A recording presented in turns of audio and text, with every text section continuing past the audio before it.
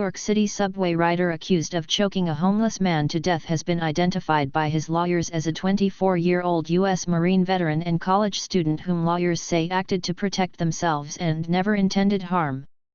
Daniel James Penny, 24, has been identified by witnesses and police as the man who held 30-year-old Jordan Neely in a fatal chokehold following what police say was an altercation on Monday, on a northbound F train.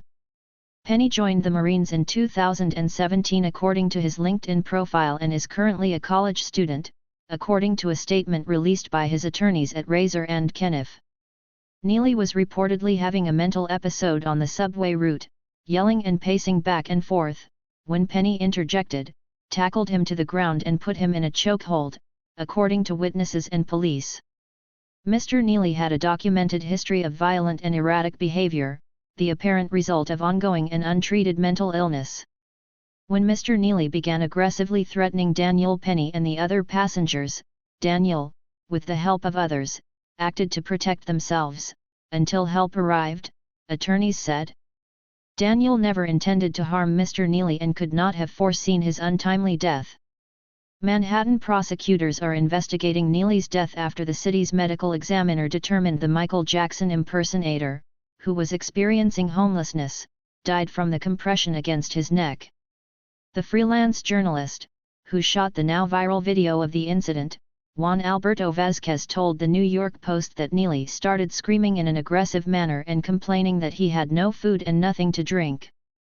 The Marine veteran allegedly held Neely in a chokehold for 15 minutes, according to Vázquez. His death has been ruled a homicide by the city's medical examiner and police have not arrested anyone in connection to the crime.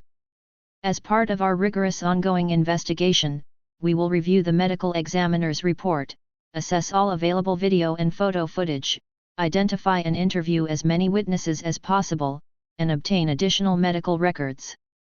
This investigation is being handled by senior, experienced prosecutors, a spokesperson for Manhattan District Attorney Alvin Bragg said in a statement. The incident has sparked protests across the city demanding justice for Neely's killing, with state and local politicians calling for a renewed urgency in addressing the mental health crisis. For too long, those suffering from mental illness have been treated with indifference. We hope that out of this awful tragedy will come a new commitment by our elected officials to address the mental health crisis on our streets and subways, Penny's attorneys said in a statement Friday. The Manhattan DA's office is asking anyone who witnessed the fatal encounter or has information about it to call 212-335-9040.